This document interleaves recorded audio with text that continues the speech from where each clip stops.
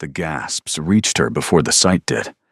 Maren felt them ripple through the ballroom like wind through a wheat field, a collective inhale that sucked the warmth from the chandelier light and left everything cold and glittering and sharp.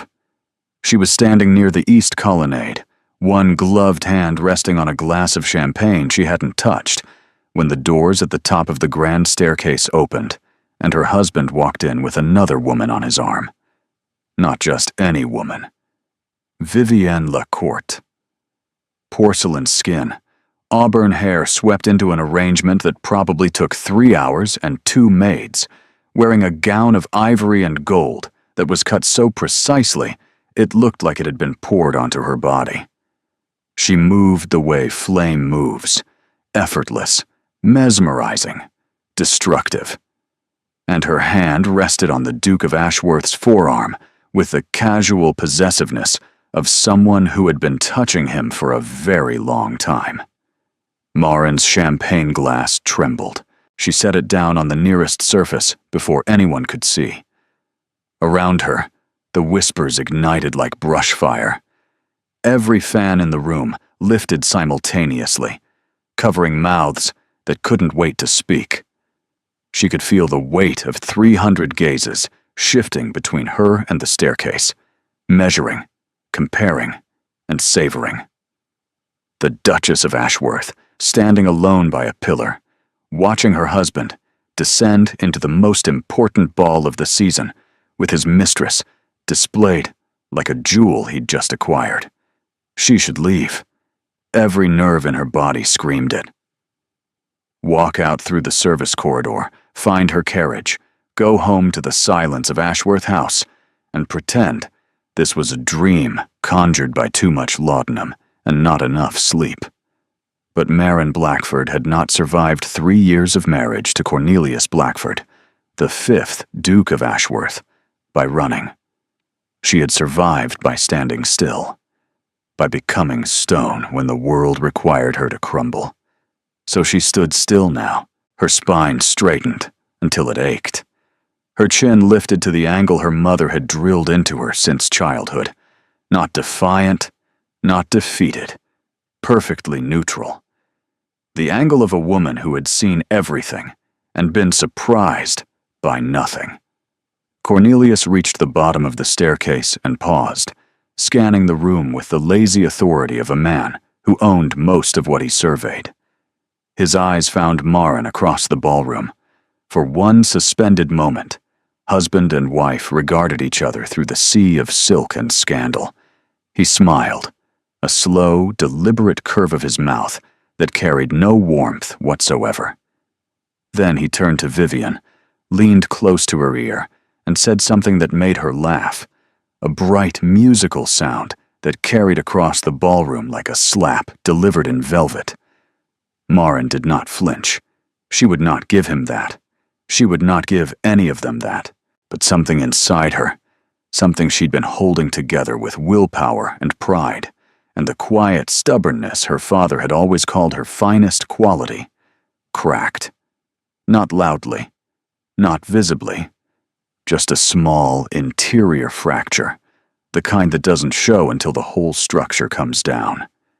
She became aware of someone standing beside her, a presence she hadn't invited, hadn't noticed arriving.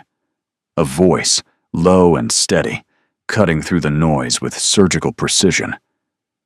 "If you'd like to destroy him," the voice said, "I can help you do it without raising your voice or lowering your dignity." Maren turned. The man beside her was tall, dark-haired, impeccably dressed in a way that suggested he cared nothing for fashion, but understood it completely. His face was angular, almost severe, softened only by a pair of gray eyes that held something she hadn't expected to find in a ballroom full of spectators. Genuine anger. Not at her. For her. "And who?" Maren said, her voice perfectly controlled. "Are you?" "Hadrian Voss," he said, "the Marquess of Dunmore, and currently the only man in this room who isn't enjoying your humiliation." Before she could respond, before she could decide whether this stranger was a threat or an ally or simply another predator circling wounded prey. The orchestra struck the opening chord of a waltz, and across the ballroom, Cornelius led Vivienne Lecourt onto the floor for the first dance. The dance that belonged, by every rule of society and marriage and basic decency, to his wife. Marin's fractured heart went very, very quiet. But this moment, this catastrophic, public, irreversible moment, didn't begin tonight. It began 6 weeks earlier, on a Tuesday afternoon in April, when the rain was hammering against the windows of Ashworth House, and Marin discovered that the life she'd been enduring was about to become the life she refused to accept. The letter arrived with the afternoon post, tucked between an invitation to Lady Pemberton's garden party and a bill from the milliner that Cornelius would never see, because Marin handled all household accounts now. She handled everything now. The estate correspondence, the staff disputes, the tenants' complaints, the charitable obligations that came with being a duchess.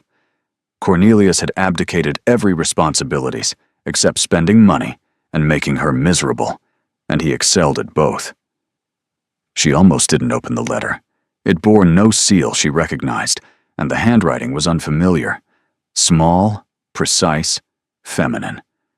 But something about it nagged at her, so she slit the envelope with her father's old letter opener and unfolded the single page inside. The words were direct. No pleasantries, no preamble. Your Grace, I write not to cause you pain, but to prevent a greater one. Your husband intends to install Miss Vivienne Lecourt in the property at Wren Lane before the season ends. He has already commissioned renovations and hired staff in her name. The house is 3 streets from your own.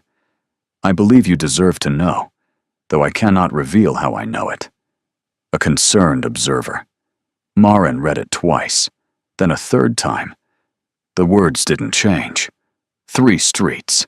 He was placing his mistress 3 streets from their home, not in some discreet townhouse across London, where distance could provide the thin fiction of propriety. 3 streets. Close enough that Marin might pass the woman on her morning walk. Close enough that the servants would know. Close enough that everyone would know. And that was precisely the point. Cornelius wasn't hiding anymore. He was announcing. Her hands were shaking. She pressed them flat against the desk, willing the tremor to stop. She would not cry. She had stopped crying over Cornelius Blackford 18 months ago, the night she'd found the first set of letters in his study, perfumed and explicit, signed with a name she didn't recognize. She'd confronted him then, still naive enough to believe that confrontation led to resolution. He'd laughed. Actually laughed. My dear, he'd said, pouring himself a brandy with the casual ease of a man discussing the weather. Did you genuinely believe this marriage was anything other than a financial arrangement? Your father's debts required my fortune. My title required your family's connections. We've both fulfilled our obligations. What I do beyond that is entirely my affair. She'd stood there in his study, 23 years old, and felt the ground dissolve beneath her. That was 18 months ago. Since then, she'd rebuilt herself piece by piece, assembling a life within the constraints of a marriage that existed only on paper. She managed the household with ruthless competence. She fulfilled her social duties with grace that bordered on performance art. She attended events on Cornelius's arm when required, played the devoted wife when observed, and retreated into solitude the moment the doors closed. It was a life of surfaces, beautiful, polished, utterly hollow. But 3 streets. That changed things. That wasn't indifference. It was provocation. He wanted her to react, to make a scene, to give him grounds for the public sympathy he'd need when he eventually pushed her aside entirely. Poor Cornelius, saddled with an hysterical wife. No wonder he sought comfort elsewhere. She wouldn't give him the satisfaction. But what would she do? Marin folded the letter carefully, tucked it into the locked drawer, where she kept all the things Cornelius must never find. Her father's last letter, Her mother's ring, a small accounting of her own savings, carefully siphoned from the household allowance over 3 years. Then she sat in the fading afternoon light and did what she always did when the world pressed too close. She planned. By the time her lady's maid, Odette, arrived to dress her for dinner, Marin had made 2 decisions. First, she would attend every event of the season without fail.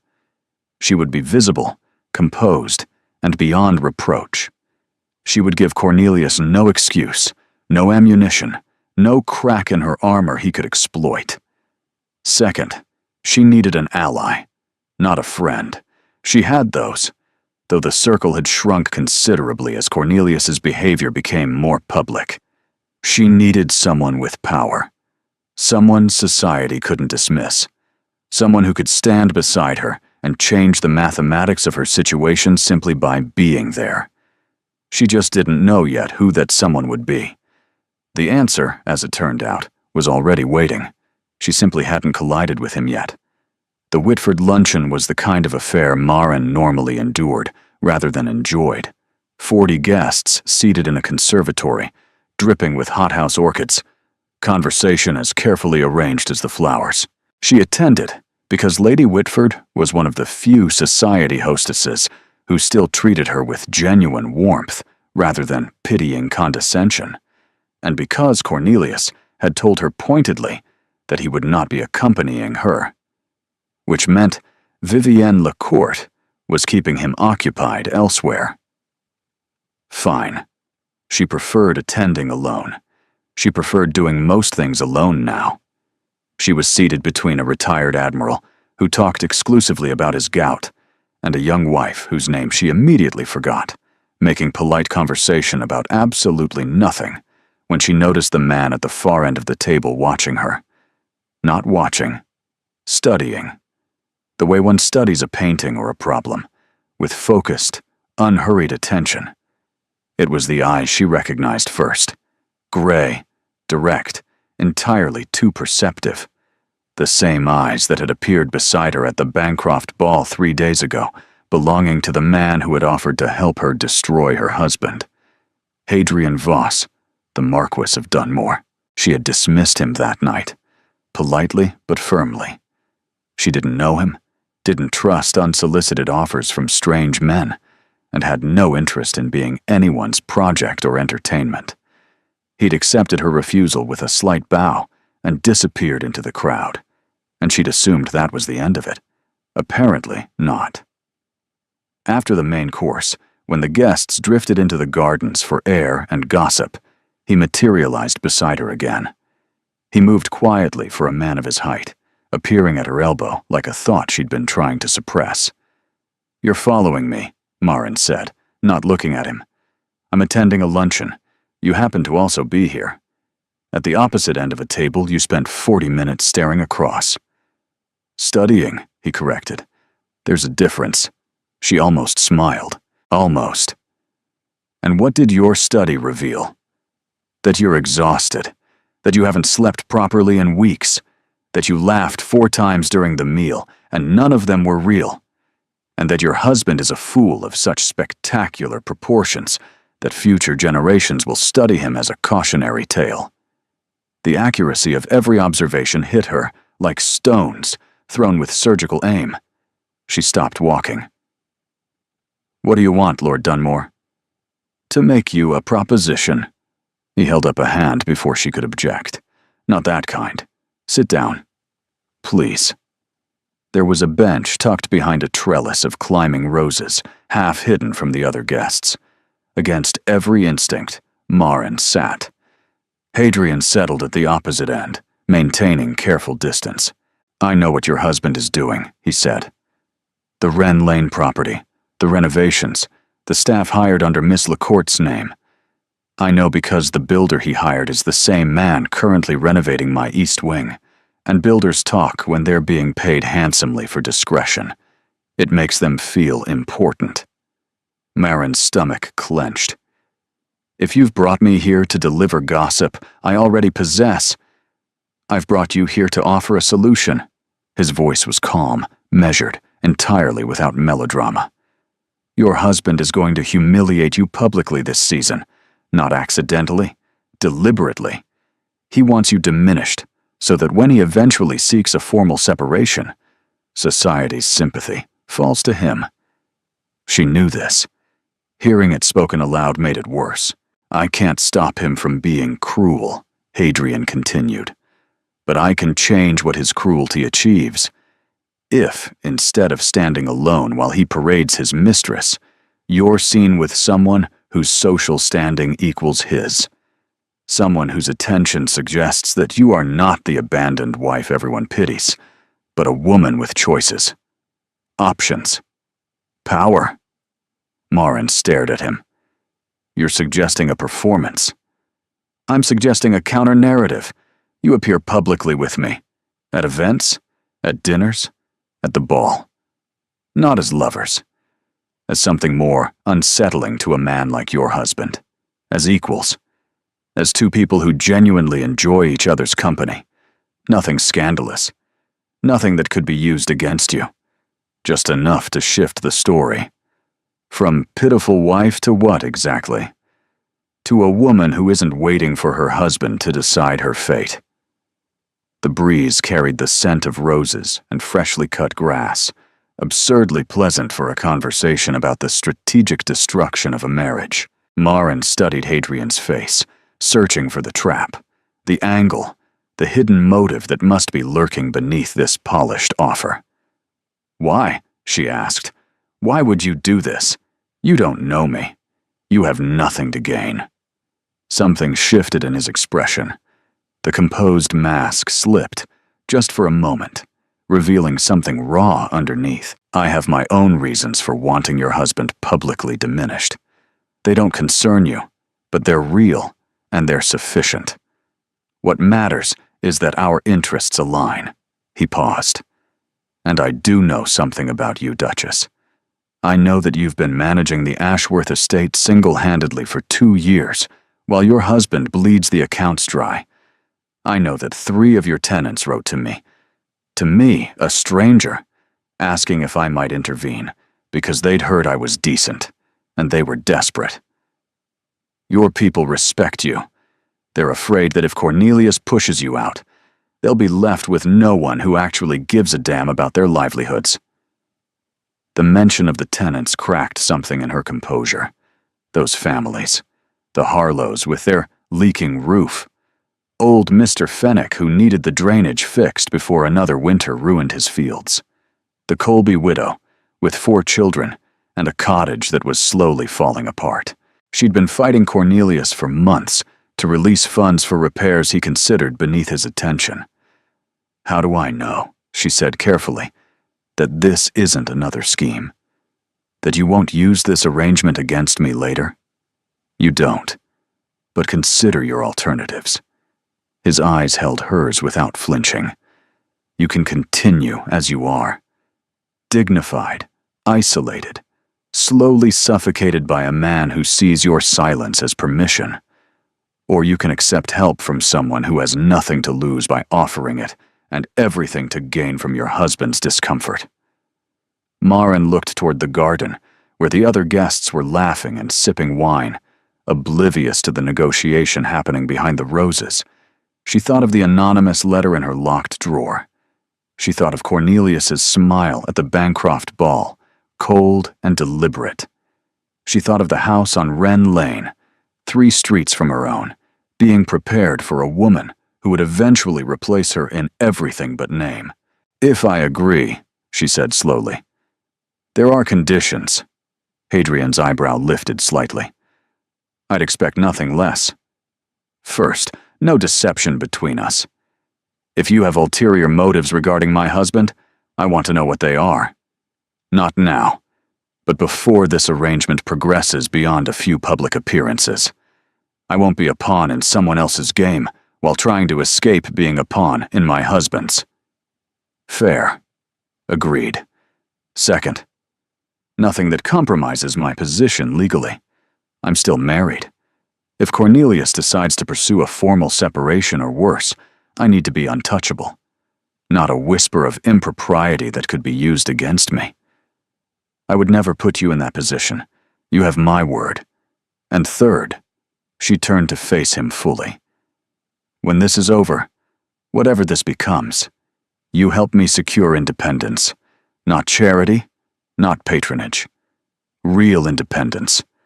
My own income, my own household, my own life. I've spent 3 years being someone's property. I won't trade one cage for another, no matter how gilded. Hadrian regarded her for a long moment. The roses swayed overhead, scattering petals onto the bench between them like confetti at a celebration neither of them was having. You negotiate like a general, he said. I negotiate like a woman who's learned what happens when she doesn't. He extended his hand. It was an unusual gesture between a man and woman of their class, more suited to a business transaction than a social arrangement. But that's precisely what this was. We have a deal, Duchess. Marin looked at his outstretched hand, steady, open, waiting, and thought about all the hands she'd taken in her life. Her father's, warm and reassuring. Cornelius's at the altar, cold even then. The surgeon's, the night she'd lost the pregnancy Cornelius never knew about because he'd been in another woman's bed. She took Hadrian's hand. His grip was firm and warm and surprisingly gentle. Marin, she said. If we're going to be convincing, you should call me Marin. Something flickered across his face. Surprise, perhaps, or the beginning of respect. Marin, he repeated, as if testing the weight of it. Then you should call me Hadrian. And we should return to the party before someone notices we've been behind the roses long enough to start exactly the kind of rumor we're trying to avoid. She almost laughed. The sound caught in her throat, unfamiliar and unexpected, like discovering a room in her own house she'd forgotten existed. They walked back toward the garden, maintaining the precise distance propriety required. But something had shifted. The invisible weight she'd been carrying for 3 years felt fractionally lighter, not because anything had changed yet, but because for the first time, she wasn't carrying it alone. Behind them, unseen, Lady Whitford watched from her conservatory window. Teacup paused halfway to her lips and smiled the knowing smile of a woman who recognized the opening move of a very interesting game. Their first public appearance together was not a ball or a dinner. It was a bookshop. Hadrian had suggested it, and the choice revealed more about him than any conversation could. Hatchard's on Piccadilly, a Tuesday morning when the shop would be occupied by the kind of people who noticed everything and reported it faithfully to the rest of society by evening. A ballroom entrance announces, Hadrian explained, as they walked separately toward the shop, maintaining the fiction of coincidence. A bookshop whispers. Whispers travel further. He was right. When Marin entered and found the Marquis of Dunmore already browsing the philosophy section, the 4 other customers registered it immediately when he greeted her with warm familiarity and pulled a volume from the shelf to show her a passage. 2 of those customers happened to be Lady Pemberton and her daughter, reliable conduits to every drawing room in Mayfair. Seneca, Marin said, reading the page he'd opened to. On the shortness of life. Appropriate, don't you think, for someone who's been enduring rather than living? The observation landed closer to truth than she was prepared for. She closed the book gently. You have a habit of saying precisely the thing I'm not ready to hear. Consider it a service. Your husband has spent 3 years telling you comfortable lies. The least I can do is offer uncomfortable truths. She bought the Seneca. He bought a collection of maps he probably didn't need. They left separately, but not before Lady Pemberton had observed them laughing, genuinely laughing, over something Marin couldn't even remember afterward.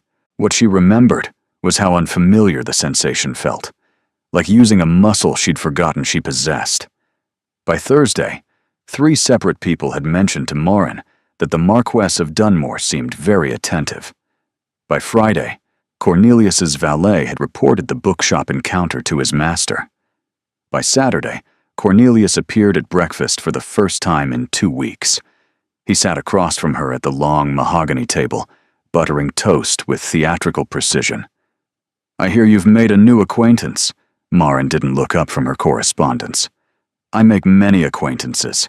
It's part of being a duchess, as you'd know if you ever performed the role of duke." The butter knife paused.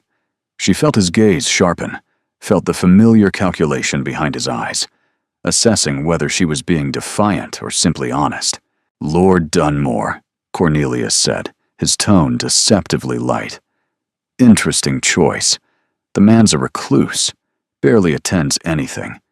Suddenly he's haunting bookshops with my wife." "He wasn't haunting. He was browsing. I happened to be there. If you'd like to control where I browse, you'll need to add it to the list of things you've already taken from me. Though I imagine the list is getting rather long." Cornelius set down the knife. The playful mask dropped, revealing the cold architecture underneath. "Be careful, Maren. You're not as clever as you think you are." She met his eyes then, held them with a steadiness that cost her everything but showed nothing. "And you're not as untouchable as you believe you are. Enjoy your toast." She left the breakfast room with her hands trembling inside her sleeves, but her stride was even, unhurried, the walk of a woman who had just drawn a line in the sand and dared her husband to cross it. It was the first time in 3 years she'd spoken back to him without apologizing. It would not be the last. The world Hadrian occupied was not the same world as Cornelius's, though they shared the same streets, the same clubs, and the same social calendar. Cornelius moved through society like a blade, cutting, displaying, and demanding attention. Hadrian moved through it like water, present everywhere, controlled by nothing, shaping things quietly from below the surface. Maren discovered this gradually over the following 2 weeks, as their carefully orchestrated appearances became a rhythm. A gallery opening, where he appeared at her side with 2 glasses of wine, and an observation about the painter's technique that made her forget she was performing. A charity auction, where he bid extravagantly on a watercolor she'd admired, then had it delivered to Ashworth House the next morning with a note that read simply, "For the woman who sees beauty even in difficult circumstances." Cornelius saw the painting arrive, said nothing, but something tightened behind his eyes, and that evening he dined at home for the first time in a month, watching Maren across the table with renewed and unsettling interest. She was changing, and she knew it, not because of Hadrian, or not only because of him, because the arrangement had given her something she hadn't possessed in years, a reason to look forward rather than simply endure. She began choosing her own gowns instead of wearing whatever the modiste delivered. She started attending events she wanted to attend, not just the ones duty demanded. She spoke more in company, offered opinions she'd been swallowing for years, laughed without checking first whether Cornelius was watching. Small rebellions, enormous ones. "You're different," Odette said one morning, pinning Maren's hair for a luncheon at the Countess of Aldfield's. "Your eyes, they're different." "Different how?" Odette considered, a pin between her teeth. "Awake," she said finally, "like someone lit a lamp behind them." Maren studied her reflection in the glass, the same face she'd worn for 25 years. But Odette was right. Something had shifted. The careful blankness she'd cultivated as armor was softening at the edges, revealing a woman she barely recognized. A woman who might, under different circumstances, have been happy. The luncheon at Lady Aldfield's was where the ground shifted again. 40 guests, impeccable food, conversation that circled politics and gossip in equal measure. Hadrian was there. They'd planned it, seated far enough away to avoid suspicion, but close enough to exchange glances that anyone paying attention might interpret as meaningful. But someone else was paying attention too. Vivienne Lecourt. She arrived late, a calculated entrance in plum silk that drew every eye. Maren hadn't expected her, This was not the kind of event Cornelius's mistress typically attended. Her presence here meant one of two things. Either Cornelius had arranged it as provocation, or Vivienne was operating independently. Neither possibility was comforting.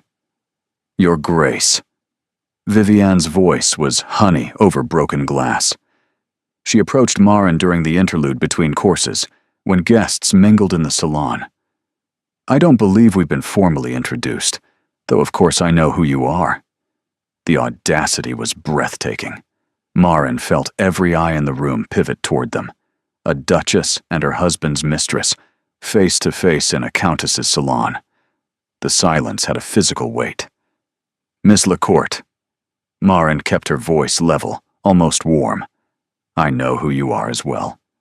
Your reputation precedes you." The word reputation was precise as a scalpel, and Vivienne's smile tightened almost imperceptibly. "I wanted to say," Vivienne continued, pitching her voice to Carrie, "how much I admire your composure. It must be terribly difficult, watching your husband find happiness elsewhere. You bear it with such grace."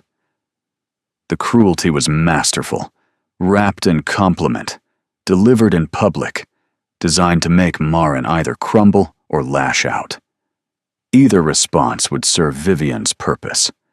Marin did neither. "Happiness is a generous word," she said, smiling as though discussing the weather. "But I appreciate your concern for my emotional state. It's touching, coming from someone in your position. One might almost call it sisterly." A ripple of shocked laughter moved through the room. Vivienne's composure cracked. Just a fracture, quickly repaired, but visible. "How charming," Vivienne murmured, and retreated. From across the salon, Hadrian caught Marin's eye. He raised his glass a fraction of an inch. Not a toast, an acknowledgement. She'd held the field, and he wanted her to know he'd seen it. But later, in the carriage home, Marin's hands shook violently enough that she had to press them between her knees.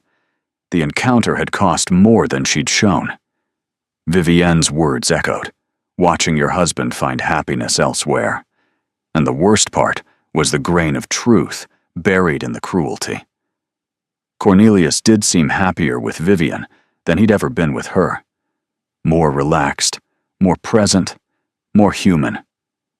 What did it say about Marin that her husband became a better person the moment he left her? She pushed the thought away. She couldn't afford it. Not now. But it lingered, curling like smoke in the quiet spaces of her mind, waiting. The summons arrived on a Wednesday, hand-delivered by a footman in burgundy livery that Marin recognized immediately. The Marchioness of Dunmore, Hadrian's mother, requested the Duchess of Ashworth's company for afternoon tea.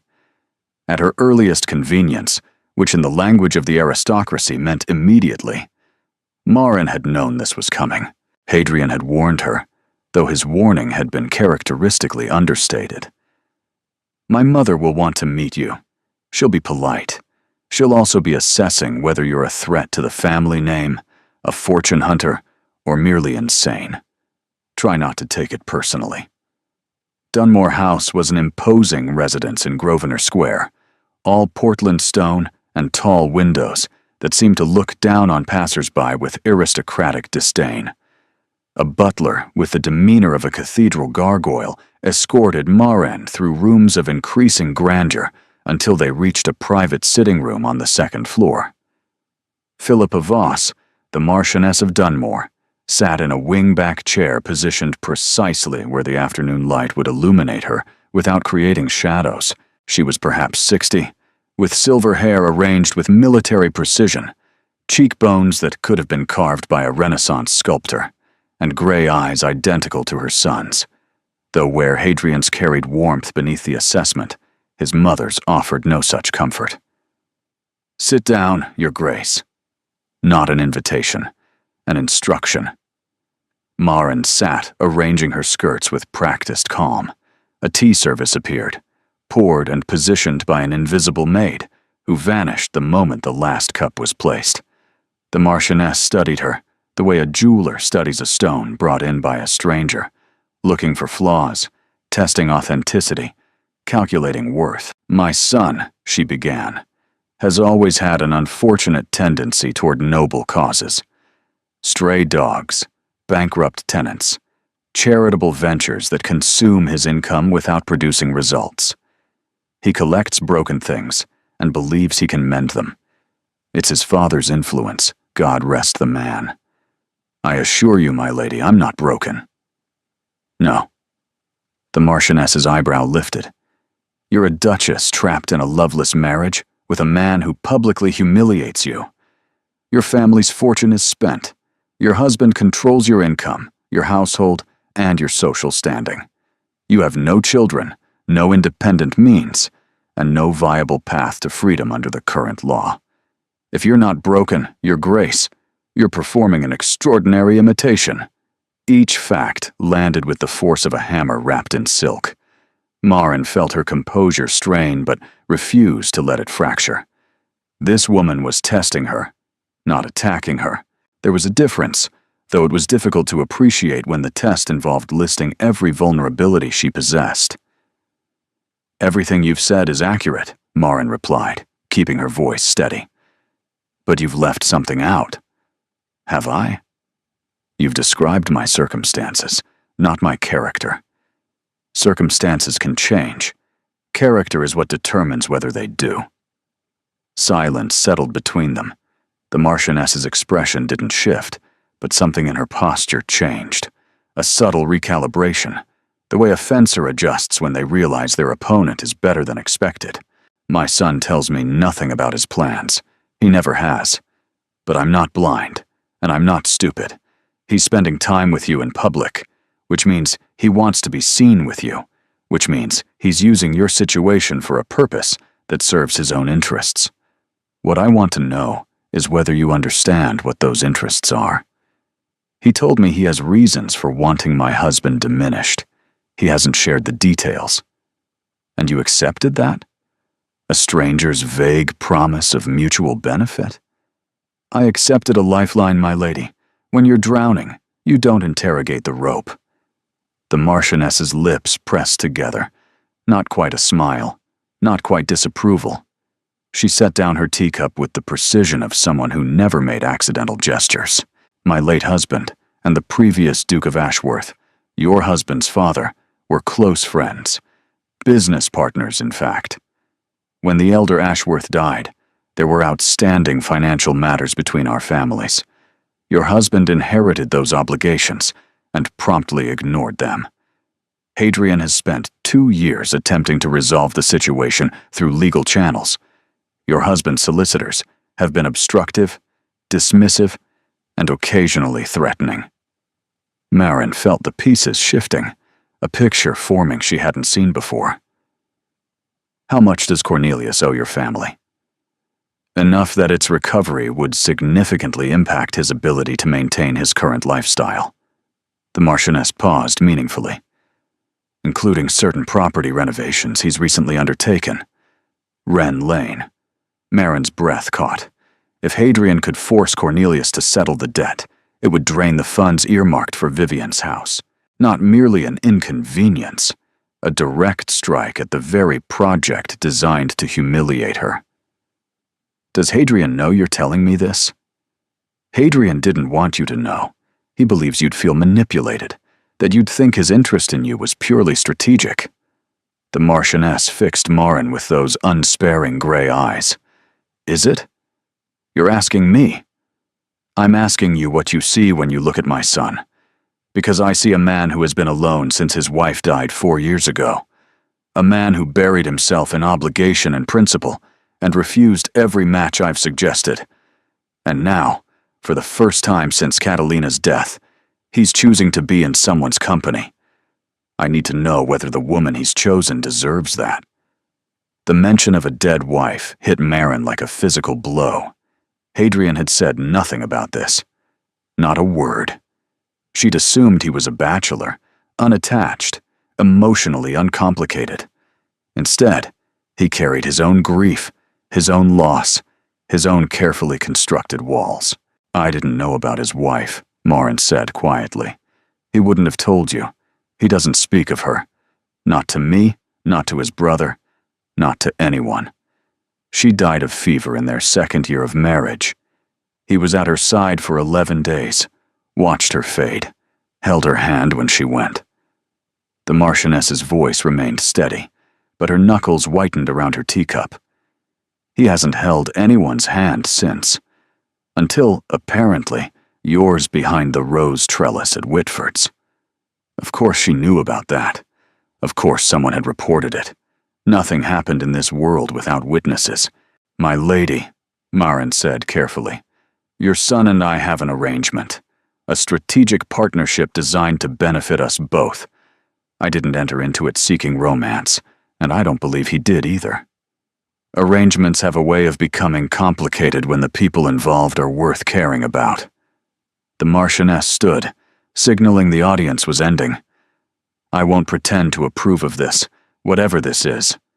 You're married, and entanglements with married women have destroyed better men than my son.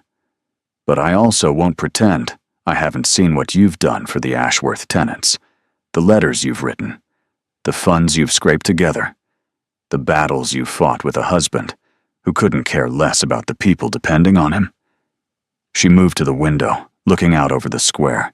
Hadrian's wife was like that. She cared about things that didn't benefit her personally. It's what drew him to her, and it's what destroyed him when she died.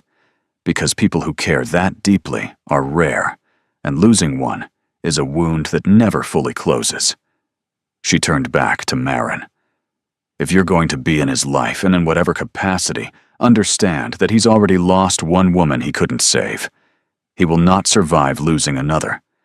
So either be worth the risk, Your Grace, or walk away now while the damage is still minor. The words hung in the room like the last note of a requiem.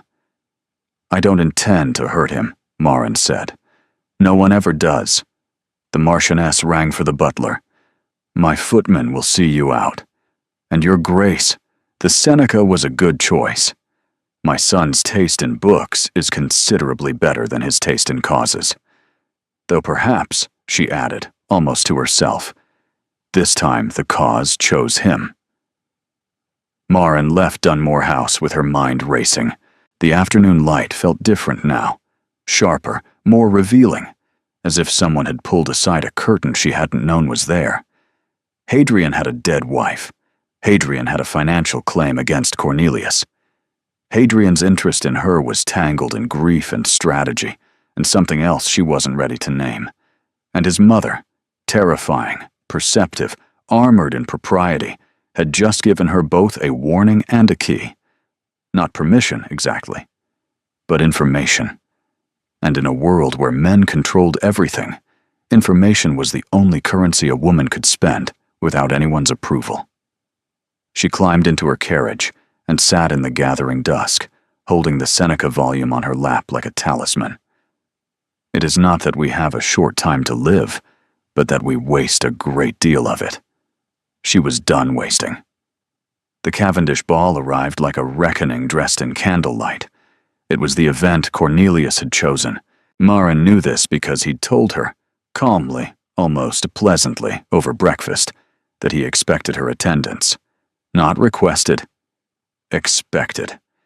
He hadn't commanded her presence at a social event in over a year, which meant this evening carried purpose she couldn't yet see. She dressed with the focused attention of a soldier preparing for battle. Odette laced her into a gown of midnight blue velvet, the fabric so dark it appeared black until the light caught it and revealed depths of cobalt and sapphire. No jewels except her mother's cameo at her throat. A deliberate choice. She would not wear Ashworth diamonds tonight. She would not wear anything that belonged to Cornelius. You look dangerous, Odette said, and the word felt like armor. Hadrian was already at the Cavendish estate when she arrived. She spotted him near the terrace doors, talking with Lord Cavendish about something that made them both laugh. He saw her enter. His conversation didn't falter, but his gaze followed her across the room with an intensity that anyone watching would have noticed. Several people were watching. Cornelius arrived 20 minutes later, alone. No Vivian on his arm, no Mistress displayed like a trophy. He wore black evening dress with an emerald pin at his cravat, and he moved through the crowd with the easy charm that had first attracted Maren 5 years ago, before she understood that charm and kindness were not the same thing. He approached her almost immediately. "You look well," he said, and his voice carried a warmth she hadn't heard in years. Manufactured warmth, she reminded herself. Tactical. "Thank you. Dance with me." It wasn't a question. It was spoken loudly enough for nearby guests to hear. The devoted husband, requesting a dance with his wife. Refusing would make her the villain. Accepting would give him exactly what he wanted. The appearance of a functioning marriage, performed for an audience that was desperate to believe it. She took his hand. The waltz began, and Cornelius held her correctly, firmly, with the practiced skill of a man who'd been taught to dance by the best instructors money could buy. His hand burned at her waist through the velvet. "You've been busy," he said conversationally. "Lord Dunmore seems quite taken with you. I'm told you've been seen together at galleries, bookshops, charity auctions, practically inseparable. We share interests. It's what happens when two people enjoy conversation." "Conversation?" He smiled, the way a cat smiles at something small and trapped. "Is that what they're calling it? What are you doing, Cornelius?" "Dancing with my wife. Is that not allowed?" "You haven't danced with me in 2 years. You haven't spoken to me with this much warmth in longer than that. Something's changed, and I want to know what." His grip tightened fractionally. "Perhaps I've realized I've been neglecting something valuable. Isn't that what you've wanted? My attention?" The manipulation was so smooth, so perfectly calibrated, that anyone overhearing would think he was a husband, coming to his senses. Only Maren could feel the blade beneath the silk. "I stopped wanting your attention 18 months ago," she said quietly. "You killed that particular desire quite thoroughly." Something flickered in his eyes. Surprise, perhaps, or anger. "Careful, darling. People are watching." "People are always watching. You taught me that." The waltz ended. He bowed over her hand with impeccable courtesy, holding her fingers a beat too long before releasing them. "Save the supper dance for me," he said. Another command, disguised as a request. The moment he turned away, Maren released a breath that felt like it had been trapped inside her for the entire 3 minutes. Her knees were unsteady, her pulse hammered at her wrists. Hadrian appeared at her side with a glass of water, not wine. He'd noticed. Of course he'd noticed. What did he say? "He's performing. Devoted husband. Renewed interest. He wants to change the narrative before I do. Or he's genuinely threatened by my presence and trying to reclaim territory. I'm not territory." "No," his gaze held hers, steady and unblinking. "You're not." But he doesn't understand that. Men like Cornelius only value what someone else desires. The music shifted to a country dance, and they were separated by the crowd. Maren found herself pulled into conversation with Lady Cavendish and a cluster of women who peppered her with questions about the Marquis of Dunmore. Was he truly as reclusive as they said? How had they met? Was it true he'd sent her a painting? She answered with practiced ease, revealing nothing, suggesting everything. But her mind was elsewhere, tracking Cornelius across the room, watching him charm a group of MPs, watching him watch her when he thought she wasn't looking. Then she saw something that turned her blood to ice. Cornelius was speaking with Vivian. Not across the room, not in a separate corridor. Right there, in the main ballroom, in a shadowed alcove that was visible to anyone who cared to look. He was standing too close, his hand at her elbow, his mouth near her ear. Vivian's eyes found Maren across the ballroom and held. A slow, victorious smile spread across her perfect face. He'd come alone to dance with his wife. He'd brought Vivian separately to remind everyone, to remind Marin, that his attention was a performance, that the real performance was what happened in alcoves and shadows and houses 3 streets away. The cruelty was architectural, designed, load-bearing, built to collapse her. And it might have worked if Hadrian hadn't chosen that exact moment to cross the ballroom and stand beside her. "The garden," he said quietly. "Now, before you shatter in front of them." She let him guide her through the terrace doors into cool night air. The garden was lit by paper lanterns, their glow soft and golden, absurdly romantic for a moment that felt like surgery. "Breathe," Hadrian said. "Just breathe." He brought her. He danced with me. All that warmth, all that attention. And then he went straight to her. In front of everyone. In front of me. I know. Why? Why does he need to hurt me? I've given him everything. I've managed his house, protected his reputation, endured his absences. I've been the perfect wife. Why isn't that enough?" Her voice cracked on the last word, and she pressed her hand to her mouth, horrified. She did not cry. She had made that rule, and she would keep it. "Because perfection doesn't threaten him," Hadrian said.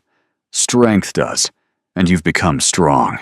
He can feel you pulling away, building something that doesn't include him, and it terrifies him. Not because he loves you, because he needs to control you. There's a vast difference." She stared at the lanterns through blurred vision. "Your mother told me about Catalina." The name landed between them like a stone in still water. Hadrian went very still. "She shouldn't have. She told me you haven't held anyone's hand since she died. Until mine." Silence. The lantern swayed. "That's true," he said finally, his voice stripped bare. "And it frightens me more than anything your husband could do." "Why?" "Because holding your hand felt like the first honest thing I've done in 4 years. And honest things can be taken away." They stood in the lantern-lit garden, 2 people armored in loss and strategy, and Marin understood with sudden, devastating clarity that this had stopped being an arrangement. Somewhere between the bookshop and the breakfast room and the rose trellis, Hadrian Voss had become the most important person in her life, and she was still married to someone else. "We should go back inside," she whispered. "Yes." Neither moved. "Hadrian." She said his name like it cost her something. "I need you to know, whatever this is, it's real for me. I didn't plan it. I didn't want it. But it's real."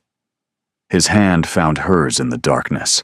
His fingers closed around hers, warm, steady, deliberate. A man who had forgotten what tenderness felt like, choosing to remember. "It's real for me too," he said. "And that changes everything."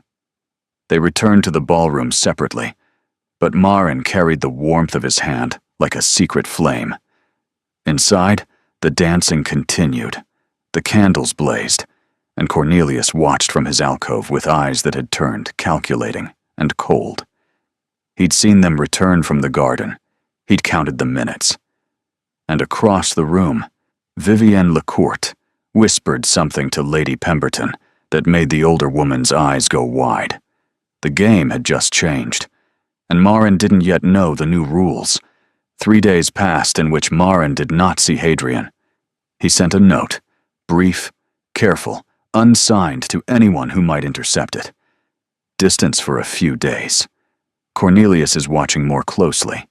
Trust the plan.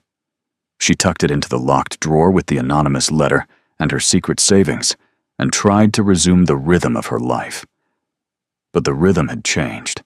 Everything sounded different now, like music transposed into an unfamiliar key. The house felt emptier. The mornings felt longer. The space between events, which she'd once filled with ledgers and correspondence, and the mechanical business of running a household, now stretched like a held breath. She missed him. The realization arrived without ceremony, settling into her chest like a guest who intended to stay. She missed his voice, the way he said exactly what he meant without decoration. She missed the rare moments when his composure broke and something luminous showed through. Humor, tenderness, the shadow of a grief he carried with such careful dignity, she sometimes forgot it was there. On the third evening, Cornelius summoned her to his study. He was standing by the fireplace when she entered, brandy in hand, lit from below by the flames, in a way that made his face look carved from marble. Beautiful and merciless. "Close the door." She did, though every instinct screamed against being enclosed with him. "I've received an interesting letter," he said, turning the glass slowly. "From Lord Dunmore's solicitor. It concerns a financial obligation my father apparently left unresolved." Marin kept her expression neutral. "I'm not familiar with your father's business dealings." "No, because it seems the Marquis has decided to pursue this matter with rather sudden vigor. Funny timing, wouldn't you say? He takes an interest in my wife, and simultaneously his lawyers begin pressing a claim that sat dormant for years. Perhaps he simply hired better solicitors." Cornelius's eyes narrowed. "You know about this?" "I know that you owe debts you haven't paid. I don't need Lord Dunmore to tell me that. The household accounts are quite eloquent on the subject." He set the brandy down with a sharp click.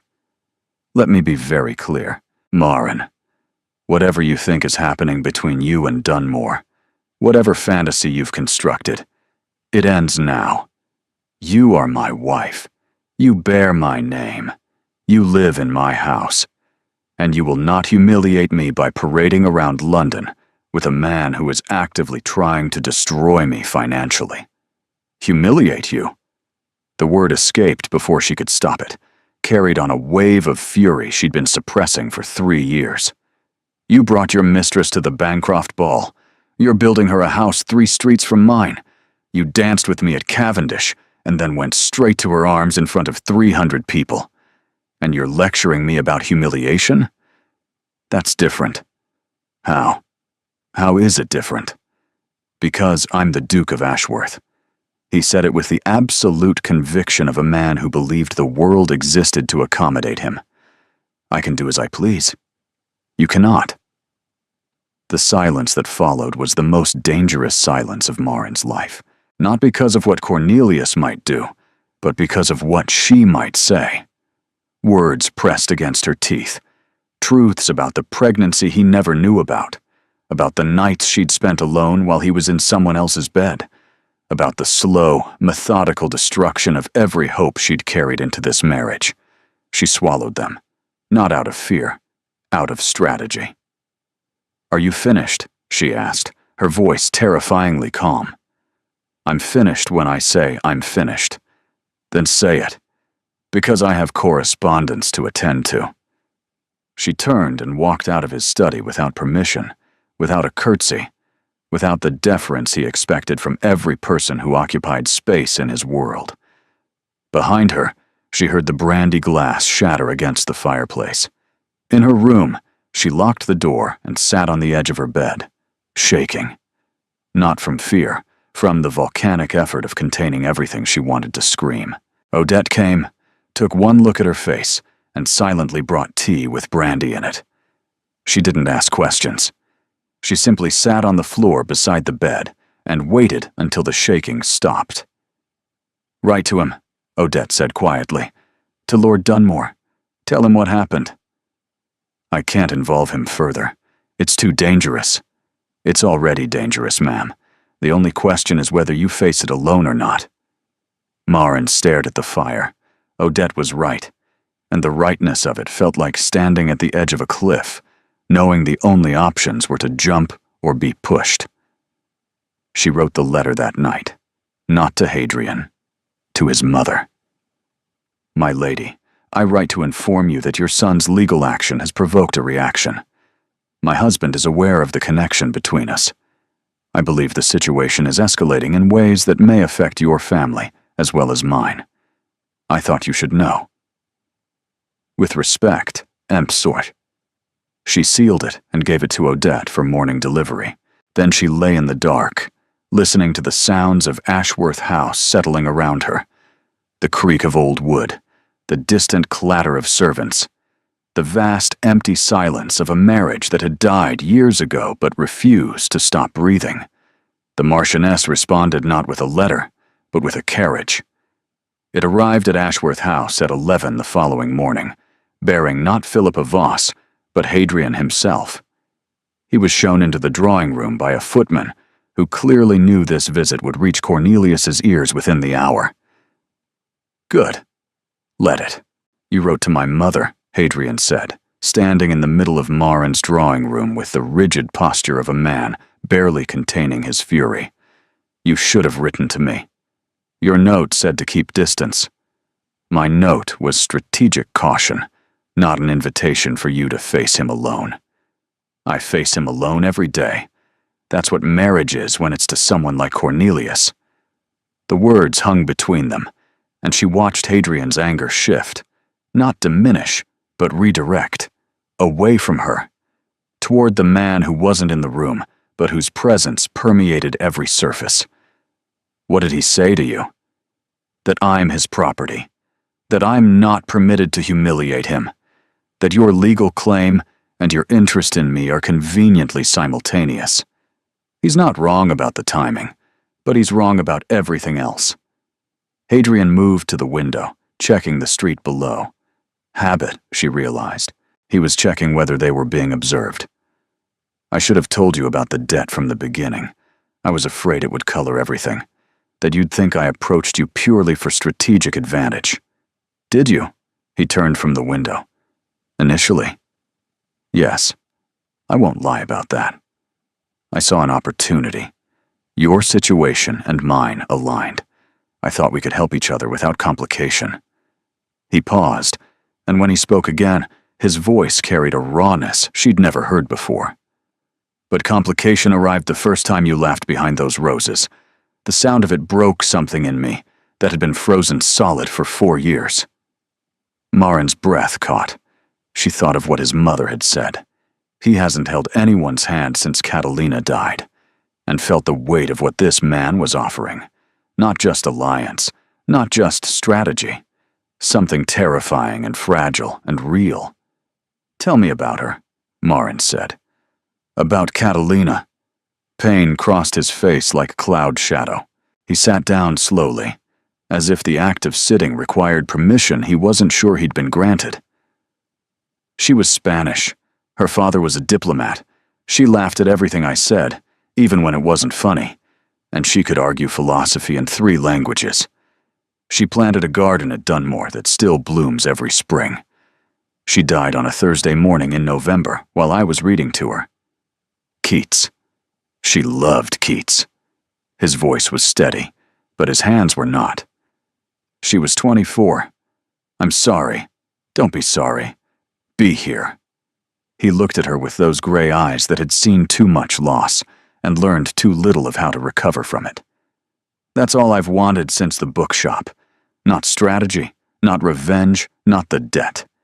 Just you, present, real in the same room, breathing the same air, making me remember that the world contains something other than obligation and absence." Marin crossed the room. She didn't plan it.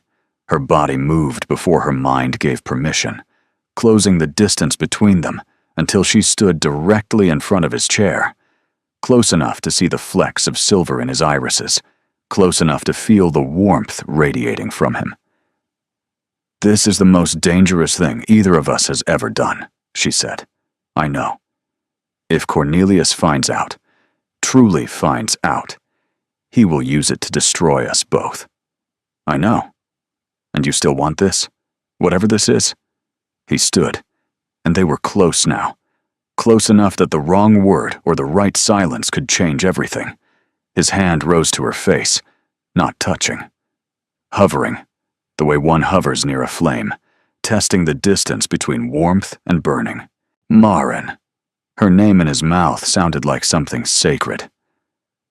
I have been sleepwalking through my own life since Catalina died, performing duties, managing estates, existing without living. And then you sat down on a bench behind some roses and told me your conditions, as if you were negotiating a treaty. And I thought, there she is, the one who wakes me up. His fingers brushed her cheek, the lightest touch, the most consequential. She closed her eyes and let herself lean into his hand, surrendering to something she'd been fighting since the garden at the Cavendish ball. His forehead came to rest against hers, and for a moment, they simply breathed together. The same air, the same space, the same impossible tenderness. When he kissed her, it was not the urgent collision she'd expected. It was slow, deliberate. The kiss of a man who understood that some things, once begun, could never be taken back, and wanted to be certain she understood it too. She kissed him back, and the world, which had been gray and careful and measured for as long as she could remember, flooded with color. When they parted, his hands were trembling. So were hers. "We can't undo this," she whispered. "No," he agreed. "We can't." The clock on the mantel chimed noon, indifferent to the fact that everything had changed. Somewhere in this house, servants were going about their duties. Somewhere in London, Cornelius was spending money he didn't have on a woman he didn't love. And here, in a drawing room full of borrowed furniture and broken promises, two people who had no right to happiness had found it anyway. "What happens now?" Marin asked. "Now, we stop pretending this is an arrangement." His thumb traced her jawline, achingly gentle. "And we start figuring out how to survive the consequences." From the hallway, the distant sound of the front door opening, Cornelius's voice, sharp and querulous, demanding to know whose carriage was blocking the street. They stepped apart. The distance felt like a wound. "Go," Marin said. "The back entrance, through the garden. I'm not afraid of him. I know. But I need to handle this my way. Please." He held her gaze for one long, agonizing moment. Then he nodded, pressed his lips to her forehead, a benediction, a promise, and disappeared through the garden door.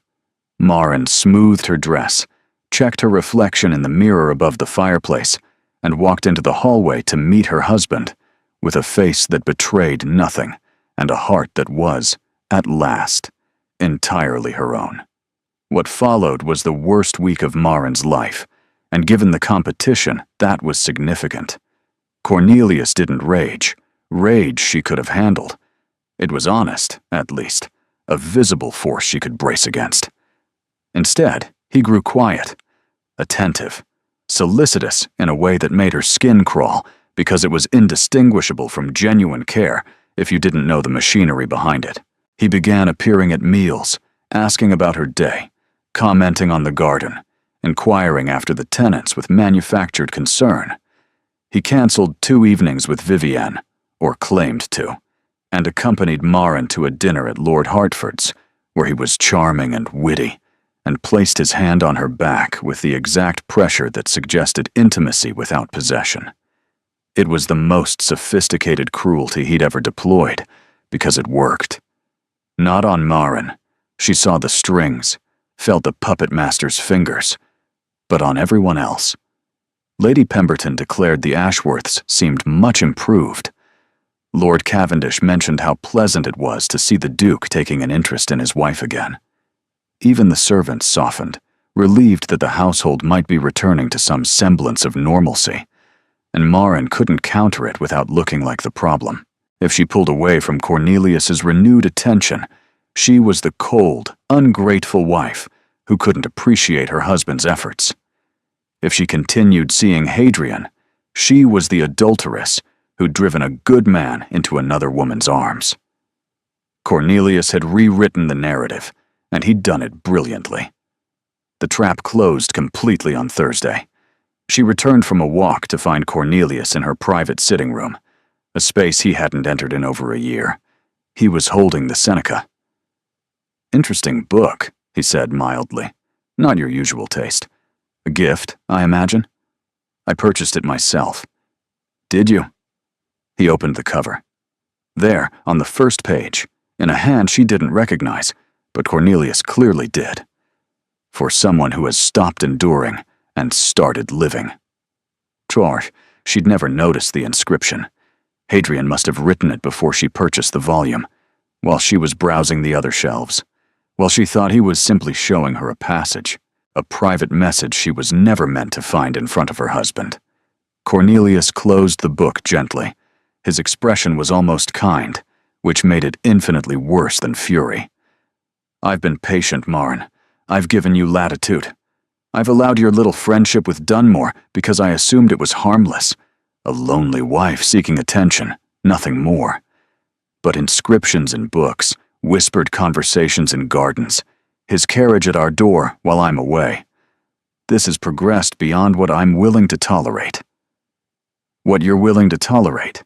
She heard the edge in her own voice. You've kept a mistress openly for 2 years. You're building her a house. You paraded her on your arm in front of all of London. And a man giving me a book of philosophy crosses a line? Yes. No hesitation. No shame. Because I'm the Duke, and because what I do has no bearing on what you're permitted to do. That may not be fair, Marin, but it's reality. And if you continue down this path, I will be forced to take measures. What measures? I'll begin proceedings for a formal separation, on grounds of your misconduct. The word misconduct detonated in the silence. A formal separation on those grounds would destroy her, not just socially, legally, financially, completely. She would lose everything. The house, the tenants she'd fought for, the meager savings she'd accumulated, any shred of independence she'd built. She would be cast out with nothing, branded as the unfaithful wife, while Cornelius emerged with sympathy and Vivienne Lecourt installed permanently in her place. There has been no misconduct, she said, and her voice was ice over a frozen lake, solid, but 1 degree from cracking. You can allege what you like, but there is no evidence because there is nothing to find. Evidence can be arranged. He said it quietly, almost gently, the way one might explain arithmetic to a child. A word from the right servant, a letter discovered in the wrong place, a witness who happened to see something through a garden window. It doesn't need to be true, Marin. It only needs to be believed. She stared at him. This man she'd married, this man she'd tried so desperately to love, then to tolerate, then simply to survive. He would fabricate evidence. He would destroy her reputation with lies. He would do it calmly, methodically, without losing a moment's sleep. Why? The question came from somewhere deep and hollow. Why do you hate me this much? Something shifted in his face. For 1 fraction of a second, something almost human appeared behind the marble. Not guilt, exactly, but recognition. The fleeting awareness that he had become something monstrous. Then it vanished. I don't hate you. I simply don't need you anymore, and I won't have you embarrassing me while I move forward with my life. He set the Seneca on the table between them and left. Marin stood motionless for a long time. The fire crackled. The clock ticked. The world continued its indifferent rotation, while everything inside her came apart. That night, she wrote 3 letters. The first to Hadrian. We must stop. He knows. He's threatened a formal separation on grounds of misconduct. I won't let him destroy you along with me. Please don't come to the house again. Please don't write. This is the only way I can protect us both. Forgive me. Mem. The second, to her mother in the country. I may need to come home soon. I'll explain when I arrive. Please don't worry. The third, she didn't send. She wrote it to herself in the small hours when the house was silent and the truth felt safe enough to put on paper. I love him. I love Hadrian Voss. I love the way he makes me feel like a person instead of a possession. I love his grief and his gentleness, and the way he sees me. Not the Duchess, not the wife, but me. And I'm going to lose him because the world has decided that a woman who belongs to a cruel man has no right to be loved by a good one. She folded the letter and placed it in the locked drawer, with everything else she couldn't afford to keep but refused to throw away. Hadrian did not honor her request. 3 days after her letter, he appeared at the door of Ashworth House in broad daylight, dressed formally, and asked the butler to announce him. Not a clandestine visit, not a note slipped through a side entrance, a full, proper, social call, the kind that would be recorded in the visitor's book and reported to Cornelius within the hour. Marin came downstairs to find him standing in the entrance hall, with the rigid stillness of a man who had made an irreversible decision and was at peace with the wreckage it would cause. "What are you doing?" she hissed. "Calling on the Duchess of Ashworth. Perfectly respectable. Your butler agrees. Cornelius will learn that I came here openly, in daylight, with no attempt at concealment, because I have nothing to hide." He stepped closer, lowering his voice. "Your letter broke my heart, Marin, but it also made something very clear. You're trying to protect me by sacrificing yourself, and I refuse to let that happen. You don't have a choice. I do, and I've made it." He reached into his coat and produced a folded document. "This is a formal demand from my solicitors for the full settlement of the debt your husband's estate owes mine. £32,000, payable within 60 days. The number staggered her. £32,000. That wasn't a financial claim. That was a siege engine aimed at the walls of Cornelius's entire world. "He can't pay that," Marin whispered, "not without selling property." "I know. The Wren Lane house, for instance, would need to go, along with several other assets he's been liquidating to fund his lifestyle." Hadrian's expression was granite. "I didn't want to use this. I wanted to resolve things quietly, give him the option to settle honorably. But he threatened you, Marin. He threatened to fabricate evidence and destroy your name. There is no honorable resolution with a man like that. He'll retaliate. Let him. I've spent 4 years being careful, being measured, being responsible. Catalina died, and I became a monument to restraint. But restraint doesn't protect the people I—" He stopped, steadied himself. "The people I love." The word love dropped into the entrance hall like a stone into deep water. Marin felt it ripple through her entire body. "You can't love me," she said. "I'm married. I'm trapped. I have nothing to offer you. You offered me your hand behind a rose trellis, when you had every reason to trust no one. You faced Vivienne Lecourt in a room full of people who wanted to watch you crumble, and you stood. You wrote to my mother to protect my family before you protected yourself.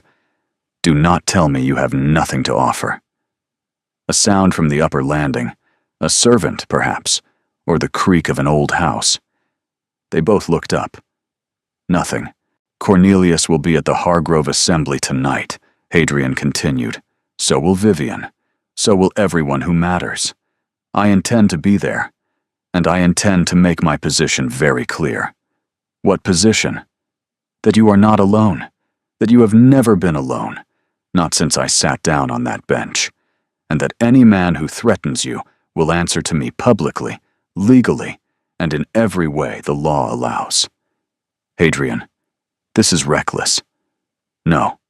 Reckless was watching you suffer for 3 years while the world looked away. This is overdue." He took her hand, deliberately, openly, in the entrance hall of her husband's house, where any servant could see. "Come to the assembly tonight. Wear whatever you like. Stand wherever you choose. And when the last dance begins, look at me. That's all I ask." He left before she could argue, before she could refuse, before the rational part of her mind could construct all the reasons this was catastrophic. She stood in the entrance hall holding the legal document, feeling the phantom warmth of his grip, and realized that she had been given a choice. Safety, which was another word for slow suffocation. Or courage, which was another word for everything she'd been afraid to want. She chose. At 7 that evening, Odette laced her into a gown of deep garnet silk, the color of wine, of blood, of things that couldn't be taken back. She wore her mother's cameo again, and nothing else. No Ashworth jewels, no borrowed identity, just Marin.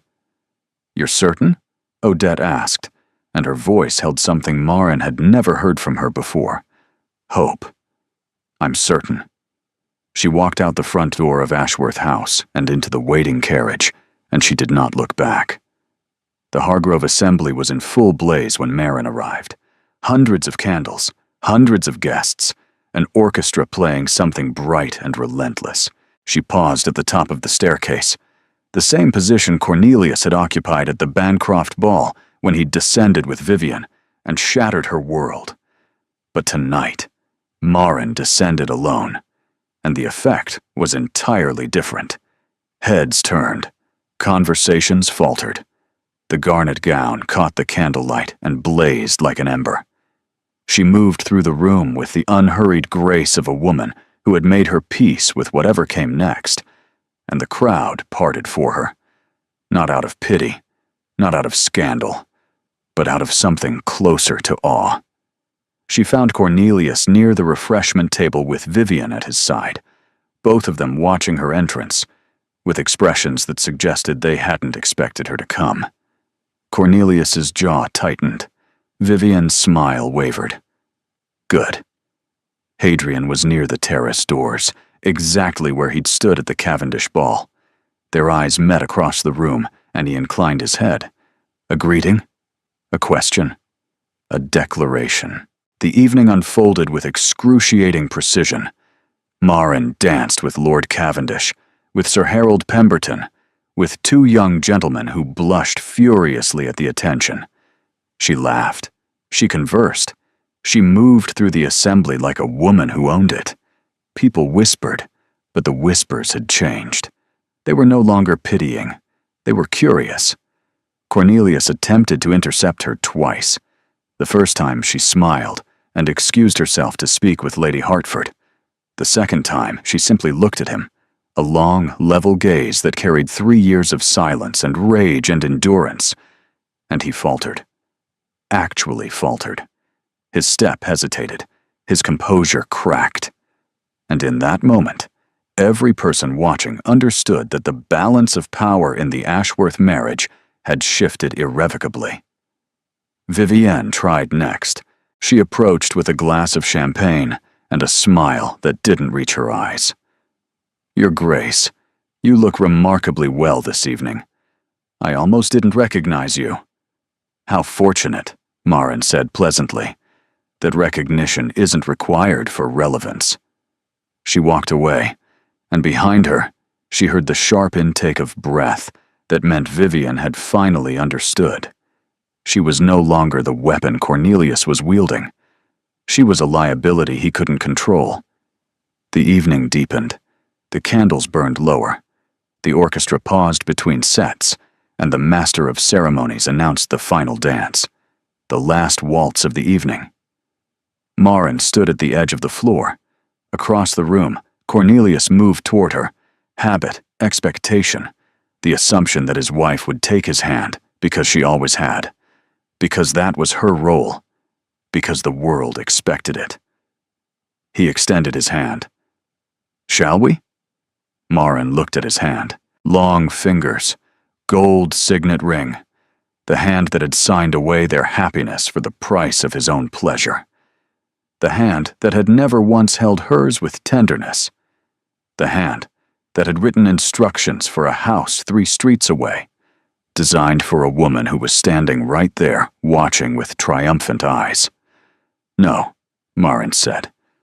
The word was quiet, but in the hushed ballroom, it carried like a cannon shot.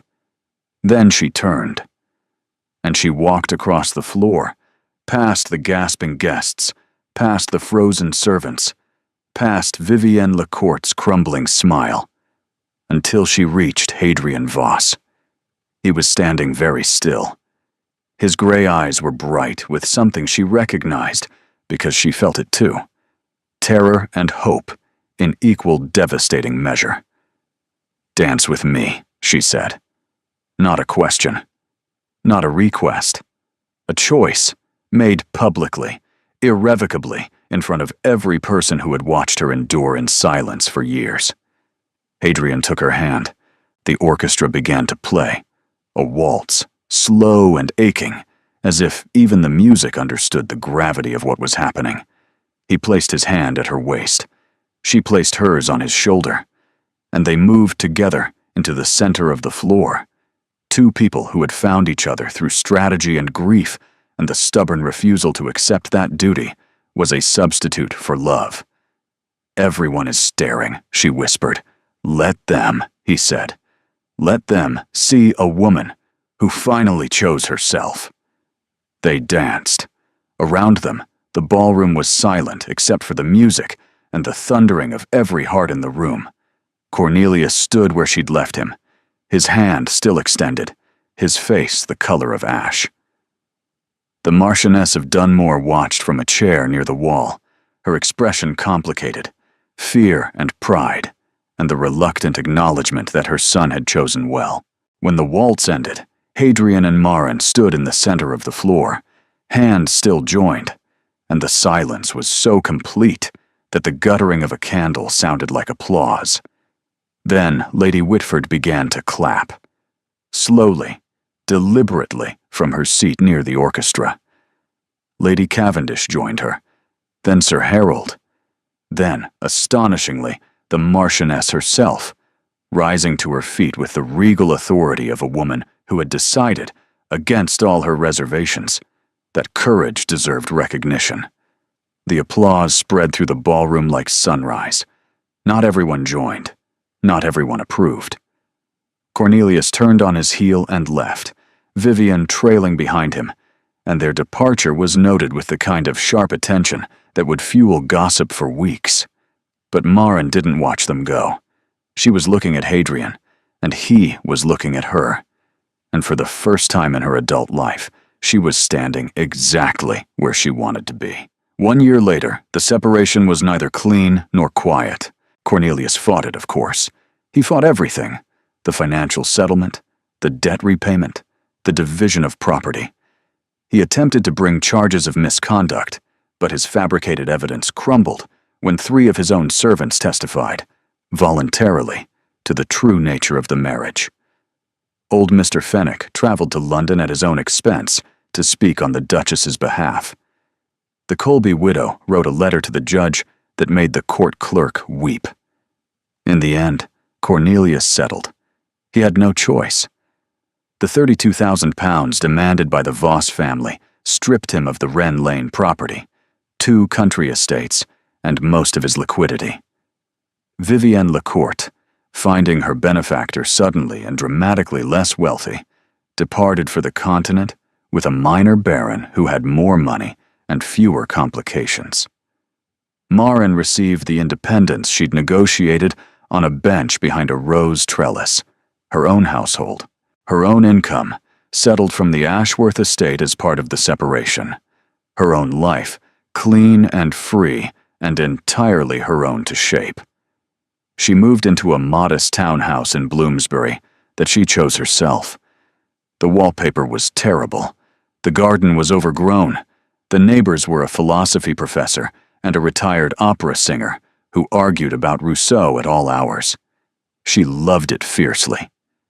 Hadrian visited on Wednesdays and Sundays, always properly, always announced, always with a book under his arm that he claimed she needed to read, though she suspected the books were pretexts and the visits were the point. They did not rush. They had both learned the cost of rushing, of marriages built on transactions rather than truth. Instead, they walked together in the park, argued about Seneca over tea, and allowed whatever was growing between them to grow at its own pace, watered by honesty and the patient understanding that some things are worth getting right.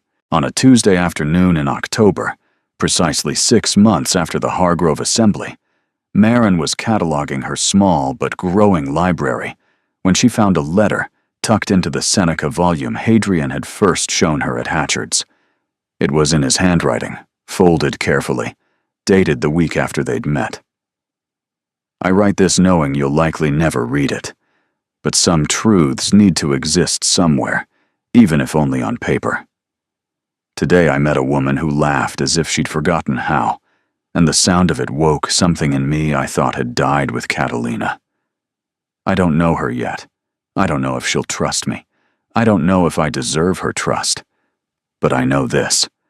Whatever broken thing I've been carrying for 4 years shifted today, became lighter, became bearable. Catalina once told me that love isn't a single flame, but a series of sparks, that the fire we build with one person doesn't diminish the fire we build with another. I didn't believe her then. I was too young, too certain that love was finite and loss was permanent. I believe her now. The Duchess of Ashworth has extraordinary eyes and extraordinary courage. And I am, for the first time in years, afraid. Not of loss, but of hope. Which means, I think, that I'm finally alive again. Marin read the letter 3 times.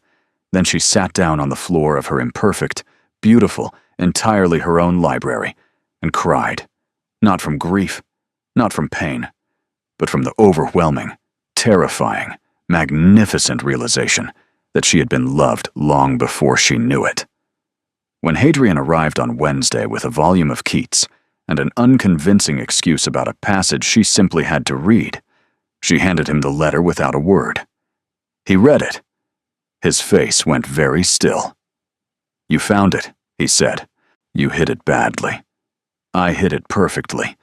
You were simply more thorough than I expected." She took the Keats from his hands, set it on the shelf, and kissed him in her own library, in her own home, on her own terms. No performance, no arrangement, no borrowed life. Just 2 people who had earned their happiness the hard way and intended to keep earning it every day for as long as the sparks held. Outside the window, London carried on, gossiping, judging, and spinning its endless wheel of scandal and propriety. The whispers about the Duchess who chose her husband's rival for the last dance never entirely faded. They didn't need to. Marin had stopped listening to whispers the night she learned that the only voice that mattered was her own. And every year, on the anniversary of the Hargrove Assembly, she and Hadrian attended a ball. Not always the same one, not always grand, but always, when the last waltz began, she crossed the floor to him. And always, he took her hand, not because the world was watching, because they had both learned that love is not a waltz you perform for an audience. It's the one you dance when the music is almost over, and you choose, deliberately, defiantly, with your whole terrified heart, to keep moving. Thank you for being here. You are the reason these stories exist, because you believe in love that refuses to be quiet, in women who choose themselves before they choose anyone else, in endings that feel earned because they were fought for, not gifted. Your presence makes this space warm and welcoming, and I'm grateful for every moment you spend with these characters. Do you have a favorite line or scene? Your engagement helps me understand what moves you, what keeps you listening, and what kinds of stories to create next. Consider subscribing if you'd like more romances with emotional depth and genuine character growth. Thank you for being here. You make this community what it is.